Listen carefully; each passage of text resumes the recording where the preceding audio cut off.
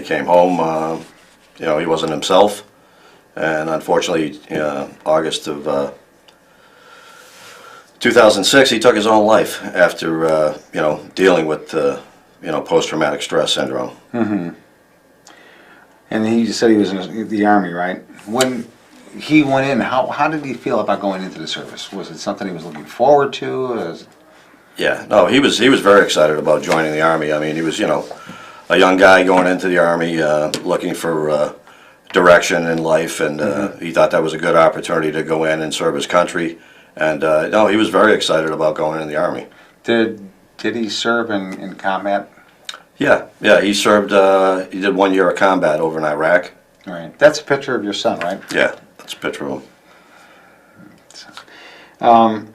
How do you think it affected him when he was going in? When he was going in? Yeah, was he excited about it? Oh yeah, he was, yeah, like I said, he was very excited about it. Obviously, going into the military, is a big deal. And then, the family was all behind him, supportive of it. Mm-hmm. And we were excited for him, to go in and serve his country. Right. Especially during, wartime when we were... Where did he serve, Bill? He served in Iraq, but he was in for his total of 4 years. So he went to a few different bases within the country. He had specialized training, and then finally was deployed over in Iraq for 1 year, served 1 year in Iraq, and then, When he came home, what would you say it was like?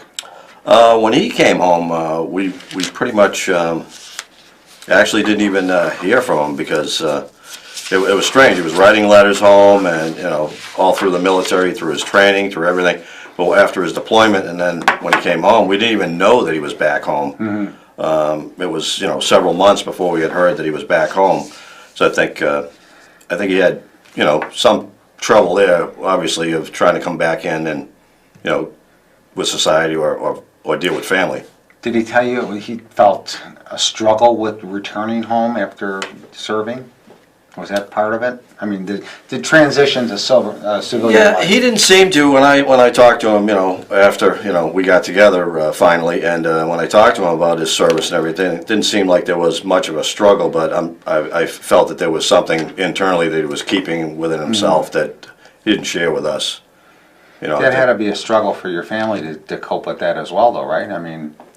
Yeah, trying to understand, where his head was at, and, why he pretty much isolated himself, without having a lot of family time, after he came out of the military, He pretty much stuck to his, core family, but getting out, as he used to with, family, cousins, aunts, uncles, on, our side of the family, it just wasn't happening anymore, so. Was he receiving any kind of help through any group, association, VA, or anything? I knew he went to the VA for an issue with his back, back problem that, he has small back injury in Iraq. And he went to the VA to have that taken care of, and they were treating him for that. But nothing that I'm aware of as far as any kind of mental treatment or anything, to help him out or, deal with coming back into society. All right, so was it difficult for you to feel that bond with him when he came home? I mean... Yeah, not until, the last year of his life that, he actually came around and we started to, see him more and talk to him more, and, So did anybody suspect what he was going through? I don't think so. I think he did a pretty good job of, hiding that, keeping it and dealing it, compartmentalizing it with himself. All right, all right. Being a soldier, you want to, the tough guy, you want to suck it up and, get through the fight. So he never let on that he may have had some issues, mental health issues or emotional issues? No, but us as a family was suspect there was something because when you isolate yourself and not communicate with your family, right, that throws a red flag. Were there any indications at all that he might maybe hurt himself or it was a detriment to himself in any way? No. Were there any acts of like trying to commit suicide prior? No, none at all. None at all. There were no warning signs. No warning signs. That that we knew of. That's something. What would you suggest? What would you say to a family who has a soldier coming home to look for? What are some of the warning signs that somebody should pick up on? Well, I definitely think that, people definitely need to read up on, get educated as to what veterans go through and understand, that they're trained to be soldiers. Right. So they're trained to get into a whole different mindset, to go into the military. The military actually changes their mindset and, makes them think differently because, they have to. They're in a very difficult situation, away from home, Right. fighting for the country, fighting for their lives and their fellow soldiers. So I think what family members need to do is try to be more compassionate and not, if they're acting strange or So those are some of the warning things ordinary. that they should watch for. I would think so. What's it been like for your family since his passing? I mean, is it? It's got to be hard. I know that. That's a silly thing to even say. But Yeah, it's been difficult. It's been real difficult to deal with. Obviously it was a shock when he took his life, a tragedy. No one wants to see that happen, but the family has had a real tough time dealing with it. It's been a couple of years now, but through the holidays, birthdays, obviously you think of a loved one that you've lost, and the memories. So it's been tough to deal with, but we got involved with organizations that help veterans. So I think that helps us with the healing process. We met at one of our motorcycle runs. I remember you standing off into the corner as I was giving a thank you speech to the people who were attending our run that day. And I noticed you and your wife standing off to the corner, sort of just waiting. And I think I walked up to you and introduced myself, and you had told me about your son. Right. And I was just taken back by it. And I explained to you about the memorial that we're building in Shanahan to honor our veterans who lost the battle to PTSD. I mean, I don't know what greater way to pay our respects to them than doing this memorial for them. To me, it means a lot personally, and to veterans who lost the battle to PTSD, hopefully it'll give the families some peace of mind that their son or daughter didn't die in for nothing, No, I think it's phenomenal what Canines for Veterans has done, and I do remember the day that we first met. Right. And I remember actually the reason we went there is my wife and I were looking at how we were going to be able to cope with the tragedy, and the one thing that came into my mind was we lost a son, but how do we help others out that are dealing with PTSD, and through Canines for Veterans we were able to do that. So that's what gave us interest to come to your organization and get involved. To help us save other veterans before they become a statistic like our son. The biggest thing that we could do for our veterans that have PTSD is help spread the word and let people know what some of the warning signs are, so when they have someone coming home from serving in combat or just serving in service in the military, what are the warning signs that they should watch for? We need more public awareness of what PTSD is. I know a lot of our veterans that are returning home with PTSD, they don't want that stigma attached to their name, okay, that they have PTSD. They don't want that on their records. They don't want that to prevent them from getting a job or whatever. So the more we could raise the awareness that, hey, this is something that happens, it's a fact. Right. And it's something that we could help our veterans with. But when we've got 22 veterans a day committing suicide, that's just not acceptable. I don't see how we can allow that to happen and do nothing. But by spreading the word and getting these veterans the help that they need, I know earlier we were talking about veterans returning home. Okay. Right. The families need to be more prepared for the veteran that's coming home to them, because it's not the same person who left. Would you agree? I agree. Yeah, and I think you've touched on something there. I think that when they come home, I think the VA needs to get involved with that as well too, and help the soldiers transition back into civilian life, but also talk to the families. Well, that would be key. I think they could do a lot more than they're doing now.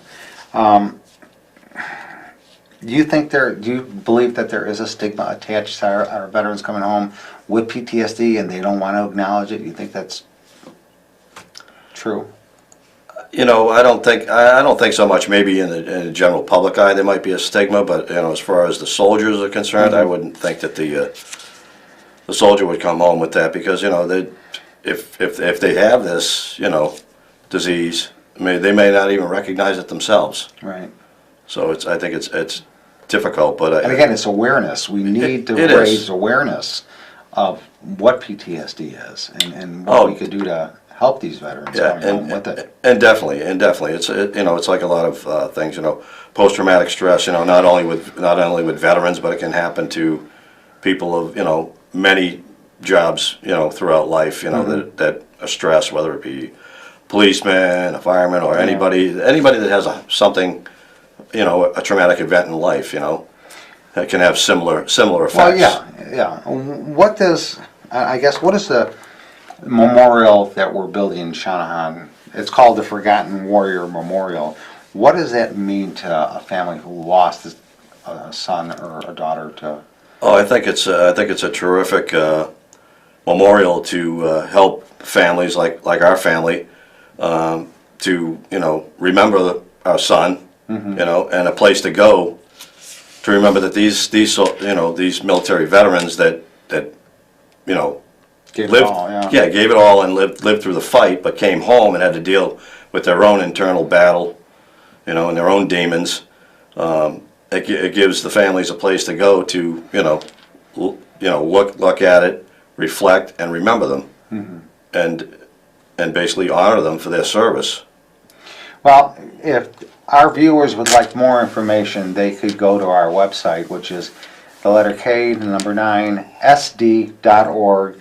It's our website. You can click on the link for the Forgotten Warrior Memorial, which is being built in Shanahan State Park. It's an awesome, I believe it's the biggest permanent memorial of its kind for veterans who lost the battle. I know there's some portable memorials that travel around, but this is the biggest permanent memorial that we have. Yeah, it'll be the first freestanding memorial to honor veterans, correct? Right, and you know, and again, please go to our website, check it out, and you know, what we do at K9 for Veterans is our main purpose is, of course, service dogs for veterans with PTSD. We know that's not a cure for PTSD, but it helps the veterans to transition to everyday life, okay? What would you, as a parent who lost a son to PTSD, what would you say to the families out there that have a returning veteran coming home? You know, what would you say to them? What would you tell them to do or not do? Or I would say to listen to them. You know, you want to listen to them. They may not want to, you know, tell you a lot of things about, you know, what happened, because they tend to like compartmentalize that, you know, what they've seen in conflict. But I would tend to just be the normal support system that you were before they left. And then if you see some signs, you know, of some things that don't appear to be right, encourage them to seek help, Right. go to the VA or talk to veterans groups like K9s for Veterans, and get involved in you know, helping them transition back into civilian life. Bill, if you wouldn't mind, would you tell us about the day your son died? Is that okay? Yeah, no, not a problem at all. It was actually, you know, obviously a very tragic day. And I remember my wife getting the call from her daughter at about 10 o'clock at night. It was August 1st, 2 years ago, 2016. And all I remember is hearing her just start to scream and bawl her eyes out and cry. And when she got off the phone with her daughter, she told me that he had killed himself. Very tragic. And her daughter had got the call from his wife. Yeah, it was just completely unexpected. I mean, it just came at us like something, you know, that's that phone call you never want to get. I was going to say, as a parent, that's probably the worst call. No parent should ever get a call like that. No. Nobody. No. Nobody should get a call. I think it would have been easier to handle if we had found out that he had been, you know, killed in action serving his country. Right. But to come home Take his life. and take his own life after giving his life for our country. Right. That was a pretty tough pill to swallow. I couldn't even imagine that as a parent, like I said, to get that call and stuff. Yeah. You know, how do you deal with that? How do you cope with that? I mean, it's something you live with every day, I would assume. I mean, it's... Yeah, no, our family's had a tough time, and we got a pretty good support system with the family, and then, as I said, getting involved with Canines for Veterans and participating in your events, and getting the family involved too, and making them aware, like you said, awareness of PTSD. They've all gotten into reading about it and getting involved and getting educated. Again, it's knowledge. It's Yeah. knowing about it. Yeah. It's understanding it. It's Yeah. spreading the word about it. I think a lot of people have a misconception of what PTSD really is. You know, and I think it scares a lot of people. Right. You know, and I think the more we can get the word out there, the more understanding that we will have. People will understand what it really truly is. Right. You know, we work with Rush Hospital with veterans that have PTSD. It's probably the best and support group you could have out there for our veterans with PTSD. They're just an amazing group of doctors and psychologists and psychiatrists out there, and that's what we need more of. We need more organizations like Rush to open these doors to veterans so they can get the help that they need, because in all honesty, I think the VA is just totally overwhelmed with what they have. With as many veterans as we have returning home with PTSD, you know, you can't blame it on the VA entirely, because they're just overwhelmed with the resources that they do have. But when you've got organizations like Rush Hospital who really do above and beyond for our veterans, they initiate, I believe they're the first group of doctors that got together and said that service dogs do help veterans with PTSD. There is clinical value. They stepped so far out of the box to acknowledge that it's, you know, we partnered with them to provide service dogs for their veterans, and it's been an amazing run with them. I mean, it really truly helps. You know, we just need, like I said, more support groups that are out there for our veterans. Right. You know, and for the family who lost a veteran, to PTSD. I don't think there's enough we could do for our veterans. You know, I mean, so again, as a father who lost somebody, lost a son because of their PTSD, I couldn't even imagine the hurt that you feel. Again, it's the point that we really need to get the word out, and that's what we're trying to do. So if you know anybody that's got PTSD, get them the help they need, right? Right. Oh, most definitely. They need to contact, reach out to veterans groups, or, our group, Canines for Veterans, or, We can point them in the right direction, Right. get some professional help. Right. We could provide them, with support for a service dog if that's what what they need. I really would like to see the military do something, though, to help guys transition, the military people transition when they come back home. Well, we were just talking earlier that, they condition you when you go into the service for being a soldier. Right. But after serving 4 years like your son did, now he's going to come back to civilian life, and there's no transition for No, that. There's they no just- training for that. There's no, their spouses or family really don't even know who's coming home anymore. It's a Right. different person. Yeah, exactly. They And- put the brakes on and throw them back into society. And I just don't think the VA are doing enough to help our guys with that transition. No, if they spend the time training them, and they spend months training them to Right. condition them, they should do the same when they come out. Right. Well, again, it's all about what we could do to help our veterans and spreading the word with PTSD. Yeah. As a father, again, who lost a son, I'm sure it's hard for you to even deal with it on a daily basis, just thinking about it and stuff like that. What would you say to our viewers that are going through this? What, who have maybe lost a son? How do they cope with it? What's the best way to cope with it? I would say, definitely through knowledge, but, cope with it. We've coped with it through, getting together as a family and, educating ourselves to PTSD, finding out the whats and whys of, why, he acted the way he did at the end of his life. But, you need to be a support group within yourself as a family. We associate veterans that come home with PTSD that served in combat, okay?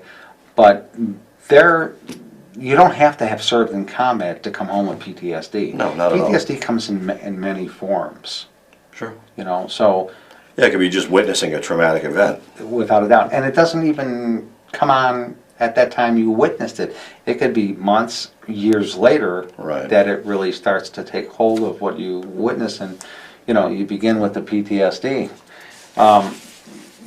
Again, it's sad that we even have to be here tonight to talk about this. It really is. Right. It's sad that we have 22 veterans a day taking their lives because That's of PTSD. tragic. How our country allows that to happen, it still puzzles me that we allow that to happen.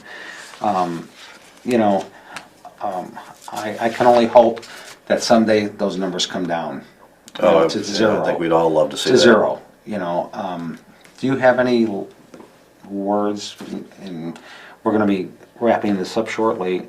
Is there anything you'd like to say to the viewers out there? I'd like to say, if you have any family members, whether they're current or past military veterans, I mean, you're going to go all the way back to even World War II. I mean, you need to just support them. And if you see any signs of anything that bother you, maybe they've been dealing with something like PTSD, but they didn't know about it back then, and nowadays we're bringing awareness to it, and hopefully that awareness is going to grow, and then along with that goes without saying to So why don't you support introduce your your veterans. son again? Oh, this is Joshua David Klecker. He's actually my stepson. Right. And we met when he was 13. I married his mom, and yeah, he was a good young boy, and grew up to be a great soldier. And I wish that he could still be here today with us. Unfortunately, he's not. Like I said, it's a shame we would have to be here tonight to discuss this. It really is, But again, it's raising awareness is something that we have to do. Most As definitely. painful it is to talk about it, it's a reality. It's out there. We can't hide from it. And the more we could let people know how they could help our veterans returning home, and the more support groups we could have out there helping our veterans, the better off our veterans are going to be. Oh, most definitely. And No. myself and my family want to thank you and Oh. Canines for Veterans for all your support you've given us through a difficult time. It's been an honor. Your family has been supportive of Canine since we hooked up together and stuff. You come to our events, you support us, you helped us so much out with the memorial, and that means a lot. You're doing your part, and it just makes us. Yeah, but it's helped us throughout the healing process, and we're grateful for it. So thank you to you and Canines. And again, Bill Burns, thank you for being our guest tonight. It means a lot. If you'd like some information, please go to k9sd.org for more information, and you could call us at 773-854-1000, and we'll be more than happy to answer any of your questions. And again, go to our website. Bill, I want to thank you again. Thank you, Mike. Thank you very much for your time. Pleasure. Thank you.